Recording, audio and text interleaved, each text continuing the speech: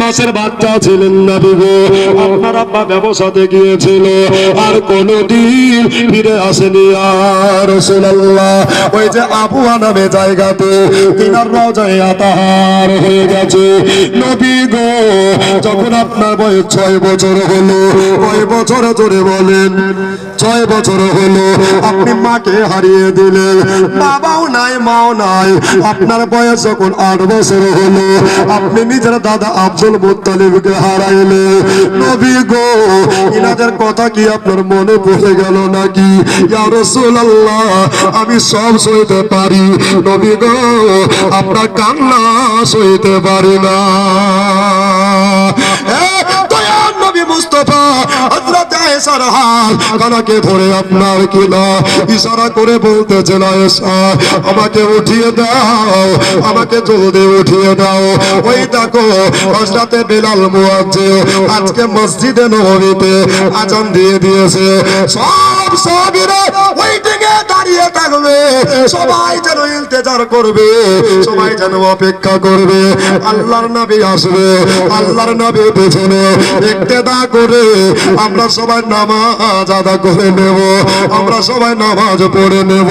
ভাইয়েরা গো আমার মা কালা বোনেরা, দয়ার নবীজি উম্মতের দরদে আমার জুব্বা শরীফ পরে ফেললেন, আমামা শরীফ পরে ফেললেন। এই হাতে একটা লাঠি মোবারক নিলেন, লাঠি নিয়ে আস্তে আস্তে মসজিদে নববীতে চলে গেলেন। আল্লাহু আকবার কবিরা। হযরতে বেলালের ইকামতের ধ্বনি শোনা গেল, ইকামতের আওয়াজ ভেসে গেল। সব সাহাবী নবীর সম্মানার্থে দাঁড়িয়ে গেল। নবীকে সবাই চাতক পাখি নাই তাকিয়ে তাকিয়ে দেখতে আছে। নবী গো আপনি এত দেখতে সুন্দর, আপনি এত দেখতে সুন্দর, চাঁদেরও দাগ আছে, আল্লাহ নবী আপনাতে কোনো দাগ নাই।